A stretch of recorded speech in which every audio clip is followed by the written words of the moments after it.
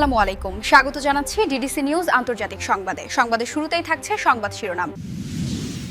গাজার আশ্রয় কেন্দ্রে ইসরায়েলি হামলায় নিহত ৫। ইসরায়েলি গুপ্তচরের মৃত্যুদণ্ড কার্যকর করল ইরান।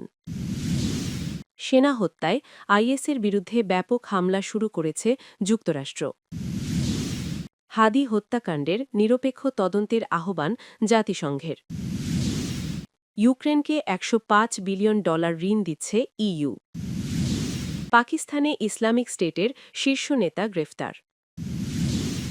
এতক্ষণ দেখছিলেন সংবাদ শিরোনাম, এখন জানাবো বিস্তারিত। গাজার আশ্রয়কেন্দ্রে ইসরায়েলি হামলায় নিহত ৫। ইসরায়েলি বাহিনী গতকাল শুক্রবার গাজায় আশ্রয়কেন্দ্র হিসাবে পরিণত একটি স্কুলে বোমা হামলা চালিয়েছে। ইসরায়েলি বাহিনীর ওই বোমা হামলায় ৫ জন নিহত হয়েছে বলে জানা গেছে।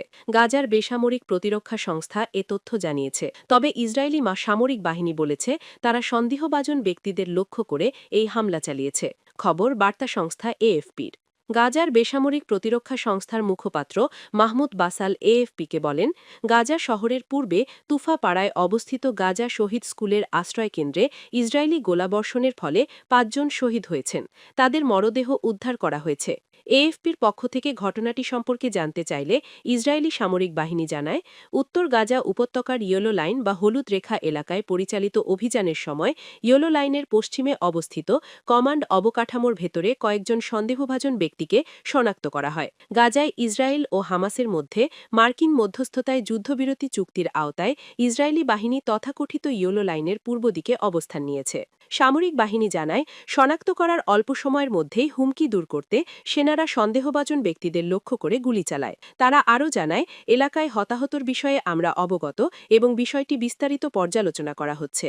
ঘটনার সঙ্গে জড়িত নন এমন ব্যক্তিদের কোনো ক্ষতির জন্য দুঃখ প্রকাশ করেছে ইসরায়েলি সামরিক বাহিনী। গত অক্টোবর মাসে কার্যকর হওয়া যুদ্ধবিরতি এখনও নাজুক অবস্থায় রয়েছে। উভয় পক্ষই একে অপরের বিরুদ্ধে লঙ্ঘনের অভিযোগ করছে। আর মধ্যস্থতাকারীরা আশঙ্কা করছেন যে ইসরায়েল ও হামাস উভয়ই ইচ্ছাকৃতভাবে প্রক্রিয়াটি বিলম্ব করছে। হামাস নিয়ন্ত্রিত গাজার স্বাস্থ্য মন্ত্রণালয় গত বৃহস্পতিবার জানিয়েছে, গত ১০ অক্টোবর যুদ্ধবিরতি কার্যকর হওয়ার পর থেকে এই অঞ্চলে ইসরায়েলি গুলিতে কমপক্ষে ৩৯৫ জন ফিলিস্তিনি নিহত হয়েছেন। ইসরায়েল বারবার হামাসকে যুদ্ধবিরতির লঙ্ঘনের জন্য অভিযুক্ত করেছে। ইসরায়েলি সামরিক বাহিনী জানিয়েছে, যুদ্ধবিরতি কার্যকর হওয়ার পর থেকে এই অঞ্চলে ৩ জন সৈন্য নিহত হয়েছে। ইসরায়েলি গুপ্তচরের মৃত্যুদণ্ড কার্যকর করল ইরান। ইসরায়েলের সঙ্গে গোয়েন্দা সহযোগিতার অভিযোগে আখিল কেশাজভর্গের মৃত্যুদণ্ড কার্যকর করেছে ইরান। শনিবার ইরানের অর্ধ সরকারি সংবাদ সংস্থা মেহেরের প্রতিবেদনে এ তথ্য তুলে ধরা হয়। বিচার বিভাগীয় কর্তৃপক্ষ ঘোষণা করে, ইসরায়েলি শাসনের জন্য গুপ্তচর্যের অভিযোগে দোষী সাব্যস্ত আখিল কেশাজভর্গের মৃত্যুদণ্ড বহাল রাখে ইরানের সুপ্রিম কোর্ট। এরপর সমস্ত আইনি প্রক্রিয়া শেষে তার মৃত্যুদণ্ড কার্যকর করা হয়েছে। মামলার ফাইল অনুযায়ী কেশাজভরকে ইসরায়েলের পক্ষে গুপ্তচর্য, তেলাবিবের সরকারি গোয়েন্দা ও নিরাপত্তা সংস্থার সঙ্গে গোয়েন্দা সহযোগিতা বজায় রাখা এবং ইরানের অভ্যন্তরে সামরিক ও নিরাপত্তা স্থানগুলোর নজরদারি ও চিত্রগ্রহণের জন্য দোষী সাব্যস্ত করা হয়েছে। বিচারিক নথি থেকে জানা যায়, কেশাজভর সাইবার স্পেসের মাধ্যমে ইসরায়েলি সামরিক ও নিরাপত্তা সংস্থার সঙ্গে যোগাযোগ স্থাপন করেছিলেন। জিহুদিবাদীদের সহযোগিতার সময়কালে তিনি ইসরায়েলি সামরিক বাহিনী ও মোসাদ গোয়েন্দা সংস্থার সঙ্গে পৃথক যোগাযোগ বজায় রাখেন বলেও অভিযোগ প্রমাণিত হয়। কুর্দিস্তান হিউম্যান রাইটস নেটওয়ার্কের মতে, ইস্পাহানের ২৭ বছর বয়সী স্থাপত্যের ছাত্র কেশাজভর শাহরু সর্ববিদ্যালয়ে অধ্যয়নরত ছিলেন। গত জুনে সংঘর্ষের সময় উরুমিয়ায় ভ্রমণের সময় কেশাজভরকে ইরানের গোয়েন্দা সংস্থার এজেন্টরা গ্রেফতার করেছিলেন। সেনা হত্যা। আইএসের বিরুদ্ধে ব্যাপক হামলা শুরু করেছে যুক্তরাষ্ট্র। সিরিয়ায় কট্টর ইসলামপন্থী আন্তর্জাতিক জঙ্গি গোষ্ঠী ইসলামিক স্টেটের আইএসের বিরুদ্ধে অপারেশন হোকিয়ে শুরু করেছে মার্কিন সিরীয় যৌথ সেনাবাহিনী। আইএস গোষ্ঠীর যোদ্ধাদল, অবকাঠামো এবং অস্ত্রের ডিপোগুলো লক্ষ্য করে এই অভিযান পরিচালিত হচ্ছে। শুক্রবার ১৯ ডিসেম্বর যুক্তরাষ্ট্রের প্রতিরক্ষামন্ত্রী পিট হেগসেথ এক বিবৃতিতে নিশ্চিত করেছেন এ তথ্য। শুক্রবার থেকেই অভিযান শুরু হয়েছে উল্লেখ করে বিবৃতিতে হেগসেথ বলেন, আজ শুক্রবার থেকে সিরিয়ায় অপারেশন হোকিয়ে শুরু করেছে মার্কিন সিরীয় যৌথ বাহিনী। আইএস গোষ্ঠীর যোদ্ধাদল, অবকাঠামো এবং অস্ত্রের ডিপোগুলো লক্ষ্য করে এ অভিযান পরিচালিত হচ্ছে। সিরিয়ার মার্কিন ঘাঁটিতে বর্তমানে মোট ১,০০০ সেনা আছে। গত সপ্তাহের শনিবার সিরিয়ার মধ্যাঞ্চলীয় শহর পালমিরায় একটি মার্কিন সিরীয় গাড়িবহরকে লক্ষ্য করে বন্দুক হামলা চালিয়েছিল আইএস। এতে ঘটনাস্থলেই নিহত হন ২ মার্কিন সেনা এবং তাদের এক দোভাষী এবং আহত হন আরও ৩ জন মার্কিন সেনা। যুক্তরাষ্ট্রের সেন্ট্রাল কমান্ড জানায়, সিরিয়ার মধ্যাঞ্চলের বিভিন্ন স্থানে আইএসের অন্তত ৭০টিরও বেশি লক্ষ্যবস্তুতে হামলা চালানো হয়েছে। এতে যুদ্ধবিমান, আক্রমণকারী হেলিকপ্টার ও কামান ব্যবহার করা হয়। অভিযানে জর্ডানের বিমানও অংশ নেয়। সিরিয়ার স্বরাষ্ট্র মন্ত্রণালয়ের কর্মকর্তারা ইতোমধ্যে হামলাকারীর পরিচয় উদ্ধার করেছেন। তারা জানিয়েছেন, হামলাকারী একসময় সিরিয়ার নিরাপত্তা বাহিনীর সদস্য ছিলেন। বর্তমানে আইএসের যোদ্ধা হিসেবে কাজ করছেন তিনি। গত সপ্তাহে মার্কিন সেনাদের উপর ঘটা হামলার জবাব দিতেই অপারেশন হকিয়ে অভিযান শুরু হয়েছে বলে শুক্রবারের বিবৃতিতে জানিয়েছেন পিট হেক্সেট। তিনি আরও বলেছেন, শুক্রবার সিরিয়ায় আইএসের ৭০টি লক্ষ্যবস্তুতে আঘাত হানা হয়েছে। অভিযানে ব্যবহার করা হয়েছে F-15 এবং A-10 যুদ্ধবিমান, অ্যাপাচি হেলিকপ্টার ও হিমার্স রকেট সিস্টেম। এটা কোনো যুদ্ধের শুরু নয়, বরং এই অভিযান হল প্রতিশোধমূলক পাল্টা পদক্ষেপ। আজ আমরা বেশ কয়েকজন শত্রুকে হত্যা করেছি এবং এই অভিযান অব্যাহত থাকবে, বিবৃতিতে বলেছেন মার্কিন প্রতিরক্ষামন্ত্রী। এদিকে একই দিন নিজের সামাজিক যোগাযোগ মাধ্যম ট্রুথ সোশ্যালে পোস্ট করা এক বার্তায় যুক্তরাষ্ট্রের প্রেসিডেন্ট ডোনাল্ড ট্রাম্প বলেন, সিরিয়ায় মার্কিন বাহিনী খুব গুরুতর প্রতিশোধ নিচ্ছে এবং এতে সিরিয়ার সরকার পূর্ণ সমর্থন জানিয়েছে। হাদি হত্যাকাণ্ডের নিরপেক্ষ তদন্তের আহ্বান জাতিসংঘের। ইনকিলাব মঞ্চের আহ্বায়ক শরীফ ওসমান বিন হাদির হত্যাকাণ্ডে গভীর উদ্বেগ প্রকাশ করে এই হত্যাকাণ্ডের কারণ অনুসন্ধানে বাংলাদেশ সরকারকে দ্রুত, নিরপেক্ষ, পুঙ্খানুপুঙ্খ ও স্বচ্ছ তদন্তের আহ্বান জানিয়েছে জাতিসংঘ। শুক্রবার এক বিবৃতিতে জাতিসংঘের মানবাধিকার বিষয়ক হাই কমিশনার ফলকার তুর্ক এ আহ্বান জানান। জেনেভা থেকে পাঠানো ওই বিবৃতিতে জাতিসংঘের মানবাধিকার বিষয়ক হাই কমিশনার ফলকার তুর্ক বলেন, গত বছর বাংলাদেশে ছাত্র জনতার গণ আন্দোলনের বিশিষ্ট নেতা শরীফ ওসমান বিন হাদির হত্যাকাণ্ডে তিনি গভীরভাবে মর্মাহত। তিনি উল্লেখ করেন, গত সপ্তাহে গুলিবিদ্ধ হয়ে আহত হওয়ার পর গতকাল সিঙ্গাপুরে চিকিৎসাধীন অবস্থায় মৃত্যুবরণ করেন হাদি।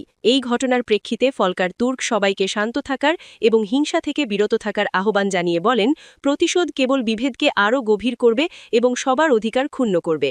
একই সাথে তিনি অন্তর্বর্তী সরকারকে হাদির মৃত্যুর কারণ নির্ধারণে দ্রুত, নিরপেক্ষ, পুঙ্খানুপুঙ্খ ও স্বচ্ছ তদন্ত পরিচালনার আহ্বান জানান জাতিসংঘের মানবাধিকার বিষয়ক হাই কমিশনার। পাশাপাশি দায়ীদের বিরুদ্ধে যথাযথ আইনি প্রক্রিয়া ও জবাবদিহিতা নিশ্চিত করারও তাগিদ দেন তিনি। বিবৃতিতে ফলকার তুর্ক আরও বলেন, আগামী ফেব্রুয়ারিতে অনুষ্ঠিত হওয়া জাতীয় সংসদ নির্বাচনের আগে জনজীবনে গুরুত্বপূর্ণ ব্যক্তিদের নিরাপত্তা নিশ্চিত করতে সরকারকে প্রয়োজনীয় ব্যবস্থা নিতে হবে। প্রসঙ্গত, জুলাই অভ্যুত্থান এবং আওয়ামী লীগ নিষিদ্ধের আন্দোলনের মধ্য দিয়ে পরিচিতি পাওয়া হাদি ত্রয়োদশ সংসদ নির্বাচনে ঢাকা ৮ আসন থেকে স্বতন্ত্র প্রার্থী হওয়ার ঘোষণা দিয়েছিলেন।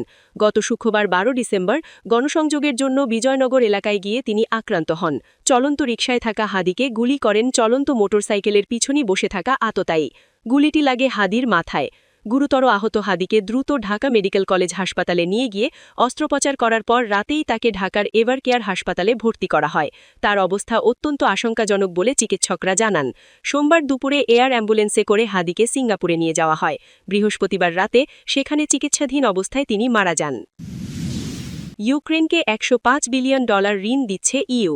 ইউক্রেনের সামরিক ও অর্থনৈতিক চাহিদা মেটাতে $১০৫ বিলিয়ন মার্কিন সুদমুক্ত ঋণ দিচ্ছে ইইউ। আগামী ২ বছরের জন্য দেশটির এই খাতের চাহিদা পূরণের বিষয়ে একমত হয়েছেন ইইউ লিড নেতারা। কাতার ভিত্তিক সংবাদ মাধ্যম আল জাজিরার এক প্রতিবেদনে বিষয়টি নিশ্চিত করেছেন ইউরোপিয়ান কাউন্সিলের সভাপতি আন্তোনিও কস্তা।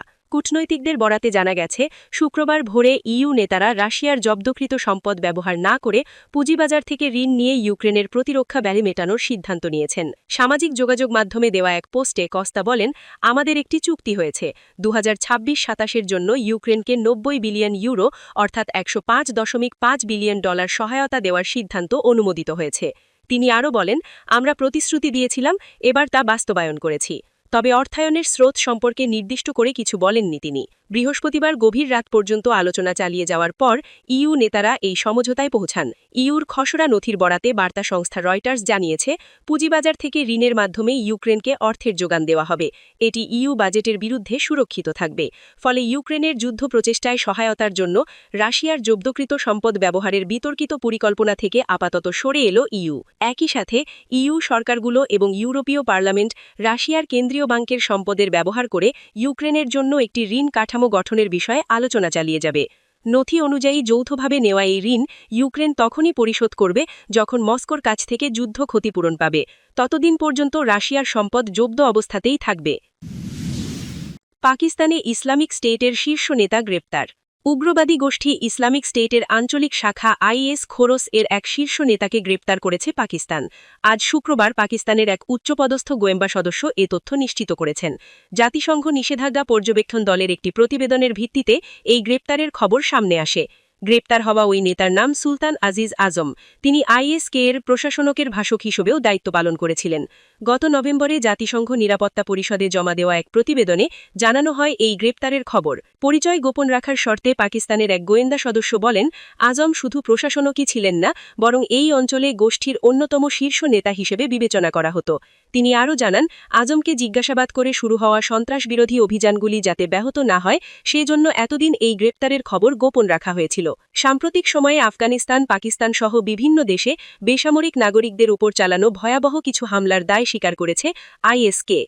2024 সালের মার্চে মস্কোর একটি কনসার্ট হলে ভয়াবহ হামলায় 140 জনেরও বেশি মানুষ মৃত্যুবরণের ঘটনায় এই গোষ্ঠী জড়িত ছিল।